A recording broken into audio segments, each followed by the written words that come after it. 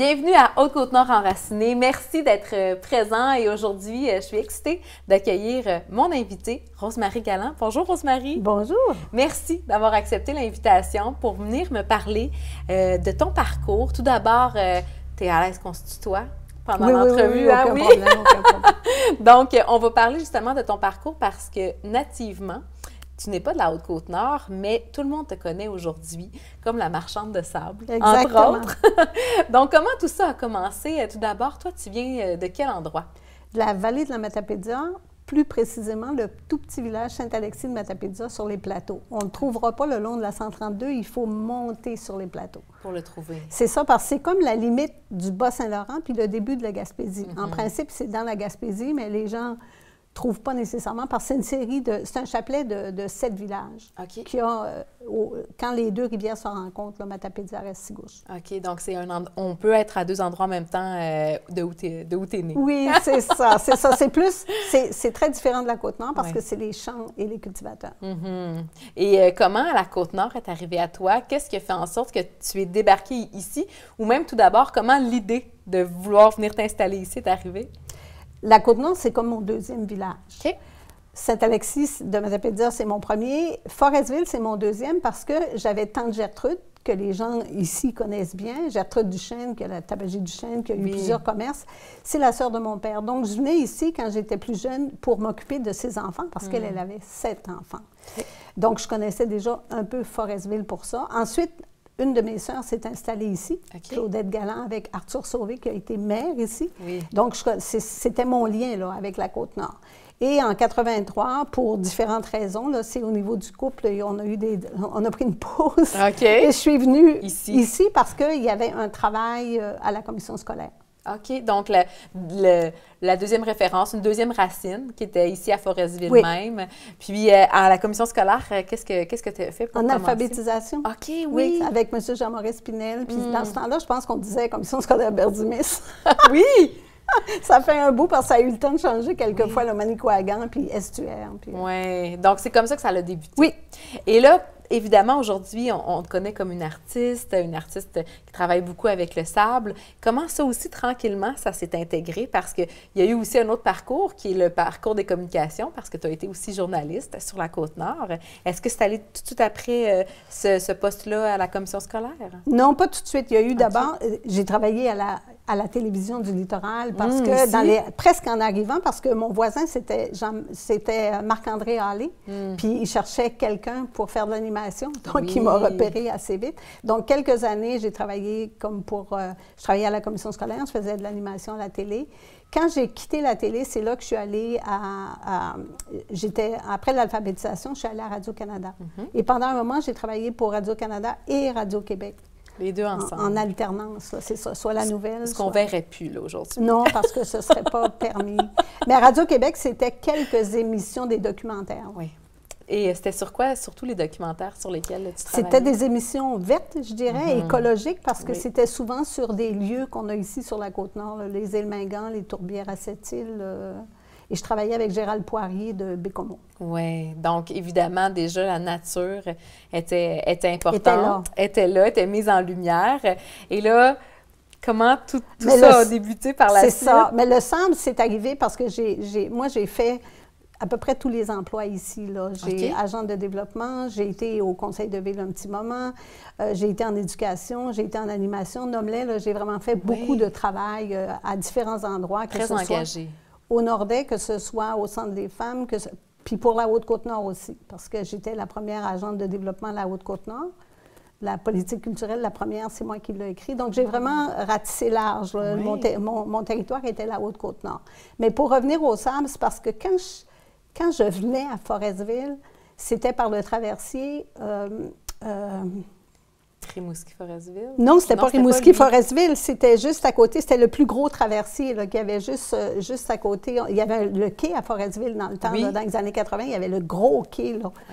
Puis c'était j'arrive pas à me souvenir du nom, mais de l'autre côté, on partait pas de Rimouski, on partait juste d'à côté.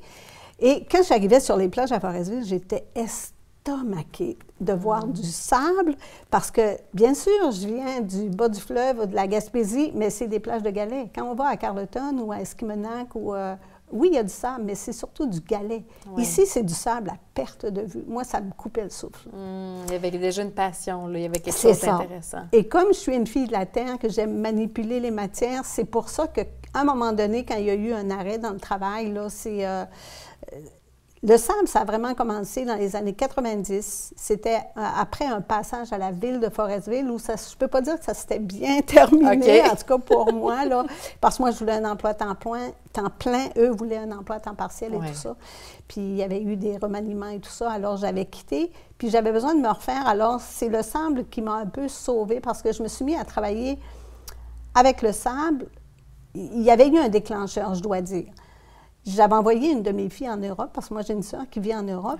Puis, comme cadeau, elle m'avait rapporté de la région du Luberon, les ocres, une bouteille de sable remplie de différentes couleurs. Et ça a vraiment fait un déclic en me disant, oui, mais à Forestville, moi, j'étais allée comme à la pêche, j'étais allée à différents endroits, puis j'avais vu que dans les bords de rivière, puis sur la grève, le sable n'était pas toujours de la même couleur.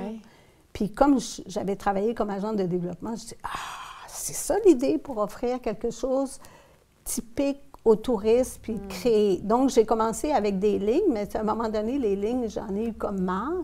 Puis, je suis une personne qui aime explorer, donc les lignes sont devenues des vagues. Sur les vagues, j'ai mis des bateaux. Après, j'ai pris des personnages. Donc, j'ai commencé avec ce qu'on appelle les décors en bouteille, ce qui est assez difficile à faire et que je fais très peu aujourd'hui, là, parce que ça demande de la manipulation fine et tout ça. Puis, je suis passée à autre chose. Fait que le sable, ça a été ça. Puis, c'est Jean-Maurice Pinel qui m'a baptisée marchande de sable. Parce que est-ce que ta fille savait que tu aimais beaucoup le sable pour t'en avoir apporté? Oui, elle savait que j'aimais. Dans la famille, on aime tous le sable, les roches, toutes les matières qu'on peut toucher, manipuler, on aime ça. Donc, son souvenir, ça a été ça. Et l'endroit où elle l'a pris aujourd'hui, je suis allée en Europe il y a 4 ans, puis je suis allée visiter cet endroit-là. Quand elle est allée dans les années 80, fin des années 80, c'était libre. Mais aujourd'hui, on ne peut plus. C'est vraiment des endroits où c'est des visites guidées, tu ne peux pas rapporter de sable, il faut aller à la boutique. Mais c'est parce que les ocres, on en a des ocres ici sur la Côte-Nord, il y en a dans le coin de la Bréville, il y en a aux Escoumins et tout ça, mais on n'a pas la palette de couleurs aussi large. Donc, évidemment, le malheur de ne pas pouvoir faire un métier à temps plein a pu servir à un autre projet, à un autre rêve, un autre début de chemin. Exactement. Mais moi, ce que j'ai découvert, ça m'a pris du temps à le trouver, c'est que au fin fond de moi-même, je suis une créatrice. Tous les emplois que j'ai faits, que ce soit alphabétisation ou que ce soit développement et tout ça, c'est parce qu'il y avait quelque chose à créer. Et quand la création était terminée, je quittais. Donc, j'ai fait beaucoup d'emplois, mais majoritairement, ça a duré 7 ans, chaque emploi. Parce que quand c'était terminé, c'est pas bien pour la retraite, mais moi, j'ai fait beaucoup de choses que j'aimais. Oui, c'est ça. Dans la vie. De toucher à plein de choses, mais en même temps de débuter des trucs, de créer. C'est ça. C'est ça. Et finalement, parce qu'on nous demande toujours de décrire c'est quoi votre parcours ou c'est quoi votre démarche artistique, moi, ce que je me rends compte, je suis probablement associée, dans le fond, à ce qu'on appelle les arts premiers. C'est tout ce qui est de mon environnement, c'est ce qui m'inspire et je dois toucher et transformer. Donc, aujourd'hui, je fais davantage des œuvres avec de la laine feutrée ou du verre qu'avec le sable. Je n'ai pas délaissé le sable, mais c'est davantage ça. Et c'est encore des matières qu'on peut transformer, manipuler, toucher. C'est vraiment, le plaisir est là. Puis vous avez dit quelque chose tantôt un petit peu plus tôt en disant que le sable m'a sauvée. Est-ce que c'est parce que vous étiez rendu à un point tournant à ne pas savoir exactement ce qui allait vous arriver à ce moment-là? Est-ce que vous êtes assis à la plage de Forestville pour essayer de réfléchir? Non, pas nécessairement, mais c'est parce que j'avais dans la quarantaine quand j'ai commencé plus ma carrière artistique. Puis, je veux dire, déjà, mes enfants étaient partis de la maison. Et j'avais eu des problèmes physiques aussi, donc j'avais besoin de me ressourcer et tout ça. Puis dans les grains de sable, je ne sais pas, il y a comme une énergie, c'est des minéraux. Moi, j'ai trouvé comme... parce que le sable en tant que tel, c'est comme un univers. Et ça a été comme vraiment... une étape qui m'a permis comme d'aller presque au bout de quelque chose, parce que c'est compliqué de faire le travail que j'ai fait, puis d'arriver à le faire, sauf que quand tu es dedans, quand tu es en train de travailler, même si c'est petit comme ça, là, moi, je le voyais grand comme ça. C'est quand j'avais terminé que je me rendais compte que des fois, j'avais travaillé sur un détail que personne n'allait voir, mais c'est un peu comme un archer qui vise sa cible et qui va tirer en plein centre de la cible parce que c'est très zen, c'est très... méditatif. Oui, effectivement. Oui, parce que comment on peut devenir aussi experte du sable? Parce qu'évidemment, il faut le connaître pour pouvoir le travailler. Est-ce que c'est vraiment à force d'expérimenter que c'est venu ou vous êtes allé chercher des références pour mieux le connaître, pour le travailler? Quand j'ai commencé, il y avait peu de références sur le web. Après, on a vu toutes sortes de choses, mais moi, quand j'ai commencé, il y en avait très peu. Tout ce que je savais, c'est que les Navajos qui étaient aux États-Unis s'exprimaient avec le sable. J'avais vu quelques tableaux et tout ça, mais c'est vraiment l'expérience, puis les essais-erreurs. Puis moi, j'aime apprendre, comprendre, créer. Alors, à ce moment-là, j'ai créé mes outils, j'ai créé le mode d'emploi et tout ça. Puis quand c'est pas des outils qui s'achètent à la maison, mais ça, j'ai été élevée comme ça. Moi, je suis la 7e de 15 enfants. Oh, OK. Donc, chez nous, là, on n'achetait pas tout ce qu'on avait besoin. Si on en avait besoin, la majorité du temps, il fallait le faire. Et je suis restée comme ça. Donc, à toutes les fois que je veux faire quelque chose, si je ne trouve pas l'outil parce qu'il n'est pas créé, je vais le faire. Puis ensuite, je vais avoir le résultat obtenu. Là. Et ça, cette démarche-là, elle, comment je dirais ça, elle fait partie de l'ensemble des matières que j'ai touchées. Là. Oui, puis de pouvoir aussi être autant dans la création et être en même temps entrepreneur, qu'est-ce que ça vous a créé comme... peut-être, qu'est-ce que vous avez connu en vous? Est-ce que vous saviez que vous aviez ce côté entrepreneurial-là aussi?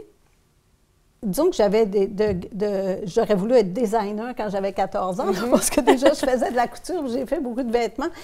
Mais les conseils que j'aurais à donner à des jeunes artistes en disant, c'est parce que des fois, il y a des côtés qu'on délaisse. Quand on est travailleur autonome, artiste, il faudrait avoir suivi des cours au niveau du marketing. Il faut avoir suivi des cours au niveau de la comptabilité, parce que dans le fond, il faut que tu t'occupes de tout. Quand tu n'as pas toujours un agent là, avec toi qui va développer ta carrière. Et c'est peut-être ça, chez les artistes, qui est un peu lourd à peser parce que ce qu'on aime, c'est créer. Mais il y a tout ce qu'il y a à côté qu'il faut faire pour qu'une carrière fonctionne. Quand on participe à des... Moi, j'ai participé à de nombreuses expositions. Aujourd'hui, j'aime mieux préparer des ateliers sur mesure, mais j'en ai fait vraiment beaucoup. On a eu un collectif d'artistes en métier d'art qui a duré pendant 15 ans, qui est une autre époque là, où est-ce que ça a pris quand même beaucoup de temps, mais où est-ce qu'on a eu vraiment des plaisirs immenses là, à organiser des expositions. Puis, donc, les jeunes artistes, vraiment, je pense qu'il y a peut-être des cours que j'aurais suivis à 20 ans si j'avais su ce que je ferais. C'est ça, des fois, si on peut reculer, mais en même temps, l'expérience puis l'instinct, je pense, a beaucoup parlé. Cette entreprise-là et ces ateliers-là, son bénéfice l'ont été évidemment pour vous, l'ont été pour beaucoup de touristes. Et le sont aussi dans certaines activités. On aura la chance de pouvoir s'en reparler tout de suite après la pause. Donc, restez là avec Rose-Marie Galland.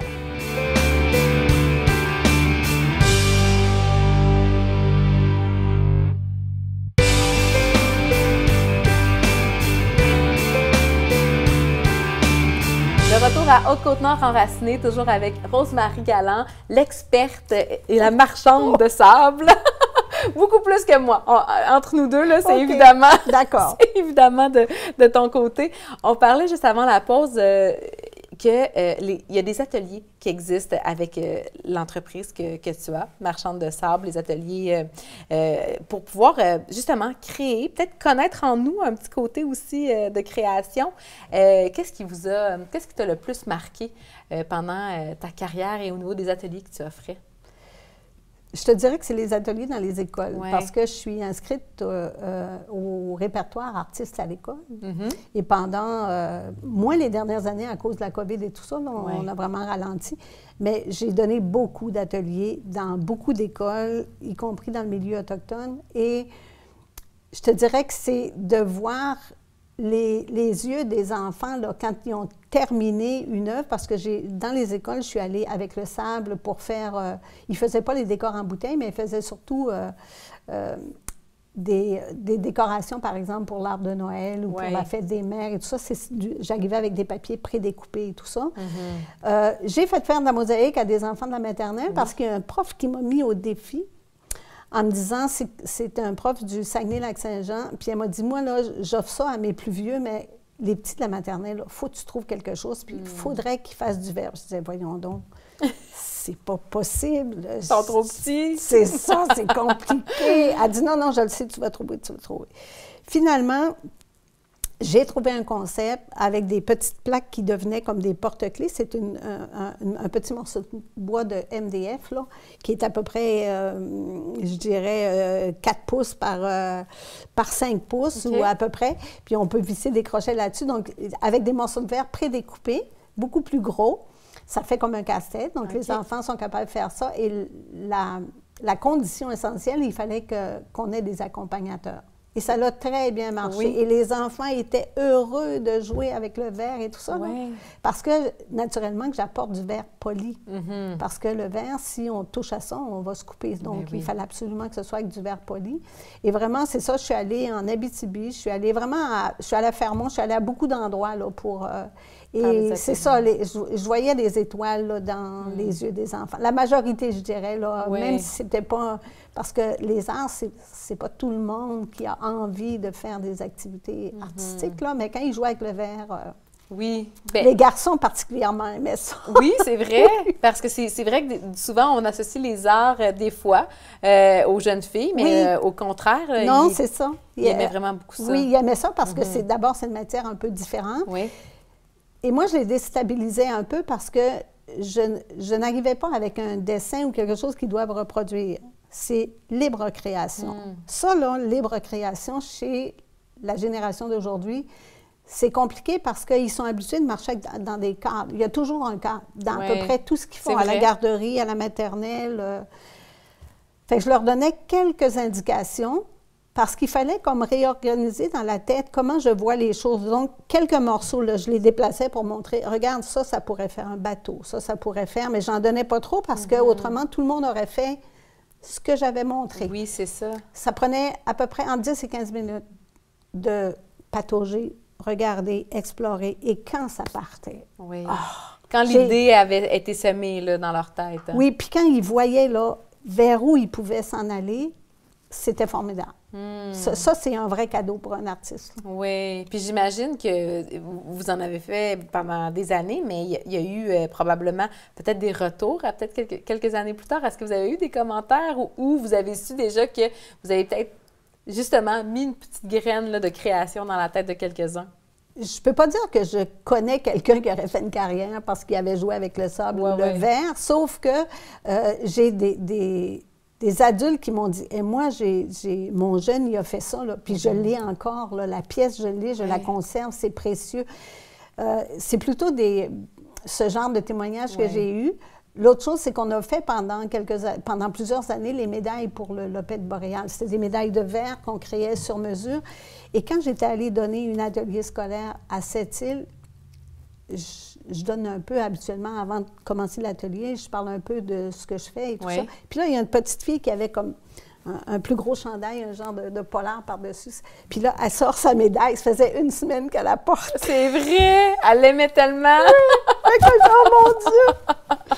C'est merveilleux dans ce temps-là là, de savoir que ça l'a éveillé quelque chose. Et chez les communautés autochtones, il y a 2 jeunes qui, eux, ont dit, nous, on veut faire une œuvre commune. Donc, il faut que tu colles les 2 plaques que tu nous as données parce qu'on veut les travailler ensemble. J'ai eu un peu toutes sortes de choses. Oui, tout à fait. Donc, il y a eu plein de façons de sentir qu'il y avait eu une différence. C'est ça. Ouais. Bien, moi, ça ne me dérange pas. J'aime, comment je dirais ça, il y a une base. Après ça, qu'on désinstalle ou qu'il y ait une modulation dans ce que j'ai préparé, ça ne me dérange pas. Ça, je suis prête à me virer de bord sur un dessin là, pour faire de la création avec les jeunes. Puis, d'entrée de jeu, quand on s'est parlé dans l'entrevue, on a parlé d'alphabétisation que vous avez travaillé. Premier oui, emploi le premier emploi, c'était ça. Et récemment, moi, j'ai vu aussi que des gens qui sont tout juste arrivés sur la Côte-Nord, Haute-Côte-Nord, Manicouagan, entre autres, qui parlent très peu français, sont allés aussi chez vous à faire un atelier pour pouvoir créer. Ah oui, ça, c'était un bel atelier parce qu'il y était 15 personnes. Oui. La majorité ne parlait pas français. Dans l'autobus, l'animatrice qui les accompagnait leur avait donné quelques mots en lien avec l'atelier. Oui. Sable, bouteille, entonnoir, en tout cas, quelques-uns. Oui, c'est ça, quelques-uns. Et là, comme elle m'avait déjà donné les endroits d'où étaient originaires les participants, moi, j'avais des sables du Maroc, j'avais des sables du Costa Rica, j'avais quelques sables. Fait que ce qu'on avait proposé, c'est comme ils vont s'installer sur la Côte-Nord, c'est qu'ils fassent un décor en bouteille avec les sables de la Côte-Nord et, pour ceux que j'avais, les sables d'où ils venaient. Wow. Puis j'avais fourni une petite étiquette sur laquelle, un genre pas un portfolio, mais le signet qu'on met dans les livres. Et à chaque fois qu'ils utilisaient un sable, ils écrivaient l'endroit d'où ça venait. Donc, ils pouvaient, quand ils sont repartis avec leur bouteille, bien là, il y avait la Côte-Nord en bouteille, plus ils étaient très, très contents. Bien oui, le sable d'où il venait. Donc, ça devait être super représentatif et même émotif pour eux. Oui, bien, je pense que les gens ont vraiment aimé cet atelier-là. Là. C'était amusant. Et même si tout le monde avait le même format de bouteille et tous les sacs sur la table, quand ça a été terminé, j'avais 15 bouteilles différentes. Donc, l'art et la création, même si le langage, il y avait une barrière de la langue, c'était quand même possible de se comprendre. Exactement. Oui, oui. Puis il y en a un qui a fait le tour de l'atelier. Je pense qu'il avait mis des photos. Il avait mis comme 40 photos. Tu sais, pour lui, le bellissimo. Il était trouvais ça beau. estomaqué, là. Fait que ça, c'est le genre... Des ateliers sur mesure, c'est de plus en plus ce que j'offre aux gens, des petits groupes là, qui veulent faire des ateliers, que ce soit avec la laine feutrée, que ce soit avec le sable... ou avec le verre, c'est ce que j'offre présentement. Oui. Et ça fait combien d'années que ça existe, l'entreprise, puis aussi la création? Le sable, j'ai commencé au début des années 90, parce que mon premier symposium était en 94 à Bécomo. Mais l'atelier qu'on a là, qui est Atelier Écoart, on a acheté ça en l'an 2000. Fait que là, ça fait 23 ans, sauf qu'on n'a pas ouvert tout de suite. Là. Puis mon conjoint a commencé le vitrail quelques années après qu'on ait acheté ce bâtiment-là. Puis, j'imagine aussi que les raisons pour lesquelles vous avez décidé de rester en Haute-Côte-Nord, à Forestville particulièrement, qu'est-ce que la Haute-Côte-Nord a été... Dans quel sens la Haute-Côte-Nord a été importante pour toi? Mais comme je le disais, c'est parce que la Haute-Côte-Nord, c'est mon deuxième village. Mon cœur, je dois le dire, en vieillissant, des fois, je le reprochais aux gens quand je suis arrivée ici en me disant « Comment ça fait, ils veulent tous repartir? » Mais là, comme j'ai vieilli, je comprends que quand on vieillit, la source d'où on vient, là, le village natal, il y a une attraction qui est très, très, très grande. Mais la Côte-Nord, je veux dire, comme j'ai travaillé avec beaucoup de gens, de beaucoup d'endroits différents, j'ai eu beaucoup d'expériences et... La nature aussi, parce que moi, j'aime beaucoup la nature, donc les plages de sable à perte de vue, la forêt, les plans d'eau, ça, je suis attachée à ça, là, l'environnement de la Côte-Nord. Là. Mais j'ai toujours trouvé quand même les villes de compagnie par rapport à des villages de campagne, parce que les villes de compagnie, ça, j'ai toujours trouvé que l'esprit était un peu particulier dans les villes. Si on compare Rive-Sud, Rive-Nord, quand je regarde ça en me reculant un peu, là, j'ai toujours trouvé que ça donnait une signature particulière à un endroit quand une compagnie a passé puis a comme un peu réglementé la vie de la ville. La compagnie n'est plus là aujourd'hui, mais il reste quand même comme des groupuscules. Là. Oui. Tout à fait. Donc, il y a encore une partie de cette histoire-là ici. Oui, c'est ça. Oui. Puis, il y a aussi, ce que j'aimerais aborder, c'est qu'il y a eu plein de métiers que vous avez fait, qu'il y a eu plein de métiers, qu'il y a eu beaucoup d'aide, entre autres. Il y a eu beaucoup d'aider les gens de soit créer, soit d'animer. C'est quoi un des plus beaux souvenirs que vous gardez dans toutes les sphères de carrière que vous avez eues en Haute-Côte-Nord ou sur la Côte-Nord en général même? C'est difficile parce que dans chacun, il y a eu quelque chose de particulier parce qu'en alphabétisation, on organisait des sorties il y avait vraiment, il y a eu des moments importants. Quand j'ai géré le service d'aide domestique, c'était vraiment autre chose là, d'en trouver un parmi tous les autres. Je suis pas sûre que j'ai un seul événement. C'est comme un peu un amalgame d'émotions dans les différents emplois que j'ai occupés. Oui, je comprends. Parce qu'il y en a eu tellement aussi en même temps. C'est ça. Tout ça a été un petit peu de plus vers l'entreprise. Oui, ça s'emboîte. C'est comme un peu les poupées russes. Là. Je ne peux pas dire un plus que l'autre parce que en développement durable, à la SADC, c'était autre chose. En agent de développement, je dois dire que d'écrire la première politique culturelle pour la Haute-Côte-Nord, quand même, c'est quelque chose. Puis en repensant à l'émission, je me disais, bon, qu'est-ce que j'ai laissé à Forestville? Puis je me disais, les pancartes, je ne sais pas, il y en a qui vont s'en souvenir, mais les pancartes Forestville vous dit bonjour, c'était moi ça. C'est ça. C'est dans le temps que j'étais conseillère à la ville. Ça n'a pas été très longtemps parce que j'ai eu un emploi. Ensuite, que le kiosque touristique soit à l'entrée ouest de la ville. Je me suis battue pour que ça l'arrive. Pour que ça l'arrive. Oui. Et c'est là aujourd'hui grâce à vous. Bien, en partie. En tout cas, j'ai travaillé fort pour que ça arrive parce que dans le temps, c'était où était la ZEC, puis ils voulaient le conserver là. Puis là, je me disais, d'où vient le trafic? Est-ce que ça doit être... Est-ce que c'était une bonne idée? Je ne sais pas. Est-ce que ça aurait dû rester dans le milieu de la ville? Mais à mon idée, dans le temps, ça devait être comme quand tu arrives, le plus gros du trafic qui arrive du secteur de Québec. En tout cas, dans mon idée, c'était ça. Là. Puis on voit qu'aujourd'hui, qu'est-ce que c'est devenu ce secteur-là? Ça demeure quand même, c'est très intéressant. Puis justement, à Forestville, sur la 138, lorsqu'on passe, on peut vraiment voir les ateliers et il est marqué encore « Marchande de sable ». Les gens qui s'y arrêtent, qu'est-ce que vous avez reçu comme commentaire ou d'accueil ou de curiosité, surtout les touristes qui arrêtent, qui ne connaissent pas ça du tout? Je vous dirais que c'est très élogieux de gens qui ont voyagé beaucoup. Oui. Ils nous disent, vous, si vous étiez dans le Vieux-Québec ou ailleurs, tu sais, qu'on ferait fortune si on était dans des endroits comme ça, parce que c'est rien de ce qu'ils ont vu ailleurs comme type d'art, parce qu'on est deux artistes autodidactes qui, quand on a envie de créer quelque chose, on y va. Oui. C'est comme sans hésitation. Là, parce que j'ai des amis qui ont suivi beaucoup de formations, mais à un moment donné, ils ne créaient plus parce qu'ils disaient « ça, je ne peux pas, ça, c'est pas permis, ça, c'est... Pourtant, il y a une belle liberté ici. Fait qu'il faut avoir une base, mais il faut continuer. Et pour revenir à ce que tu me demandes, les commentaires, la majorité, je te dirais que on a des clients qui sont des clients réguliers depuis de longues années, puis souvent, ils nous disent... Ils nous donnent comme des directives, ils vont dire « Ah non, je te fais confiance. Vas-y, moi, je viens chercher une œuvre unique, c'est pour ça que je viens ici. » Alors, ça, c'est comme... C'est pour des artistes, ça, c'est vraiment gratifiant. Tout à fait. C'est une façon unique aussi d'être représentée.